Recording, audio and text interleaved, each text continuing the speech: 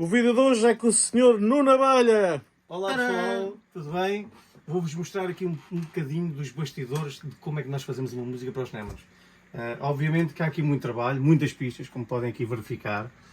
Eu vou pôr aqui um bocadinho a tocar, mas não vai tocar, porque vocês... Não se pode. És mau, é? Qual é o dia que se pode? Qual é o dia? Porque vocês vão ter que fazer o pré-save em todas as plataformas digitais no dia... Que sai no dia 2. Para sair no dia 2 de junho. Ah, Façam boa. já o pré-save. Portanto, isto, como vocês veem, temos aqui muitas pistas. Aquilo que vos chega depois da música estar pronta dá mesmo muito trabalho. Quantos instrumentos, mais ou menos? Nós temos sempre cerca de 60 para cima, sempre para cima. Muita base rítmica, porque é onde os Nemons são muito fortes, são nas bases O rítmicas. acordeão sou eu. O acordeão é o Né, temos um acordeão, E eu toco vuvuzela. temos um acordeão, nesta música em particular vocês vão gostar porque é um estilo, não posso dizer Não, pode dizer Nada, não podes dizer nada. Olha, podes Tem despedir.